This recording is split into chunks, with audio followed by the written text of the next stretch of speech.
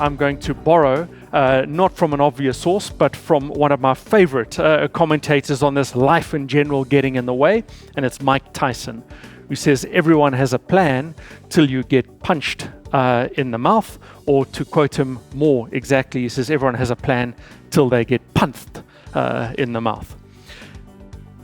And I think Tyson has a powerful point here in this environment, because the punch in the mouth that has hit us is COVID-19. Rewind to the beginning of this year and find investment commentary or market commentary or political commentary or even social narrative that is talking about COVID-19. It wasn't on the radar.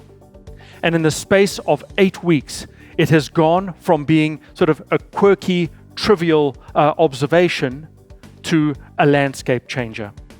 COVID-19 has become the story of 2020. These risks just jump out. It's called life getting in the way of plans. Now, COVID-19 has turned many people into instant medical experts, and I'm not going to make any effort to try and claim that type of knowledge or expertise. We will draw knowledge, insight, information from others to make some sense of the environment, the impact, the risks that we face here. And so rather than try and sort of figure out just how big this is or how vulnerable or prone any of us are to this epidemic or pandemic, let me rather try and walk around in water or an arena with which I'm far more comfortable and intimate, and that is the likely economic and industrial impacts. Our tough times in this economy have just become tougher, and COVID-19 is one of those sources of impact. So what will this mean? My argument in this environment is this too shall pass. And there are ways in which people are responding and reacting. There are material industry implications.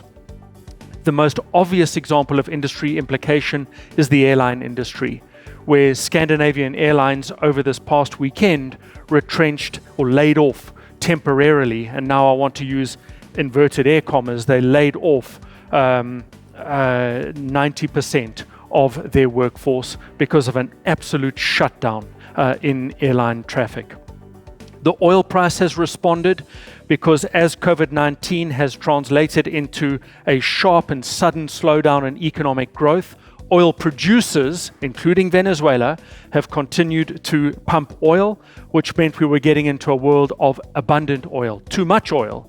And that surplus oil starts to put downward pressure on oil prices. The Saudis and Russia went into discussion about how they would manage this under their OPEC plus arrangement, and neither of them blinked at the poker table, and they both continued pumping. The result is that oil has moved from $50 a barrel to $25 a barrel. And now perhaps the suggestion is, well, not only can we be thankful that we're not Venezuelan, maybe we can also be thankful that we are not Turkish or any other important oil, Mexican, any other important oil producer, because their single biggest source of revenue has just fallen by 50%.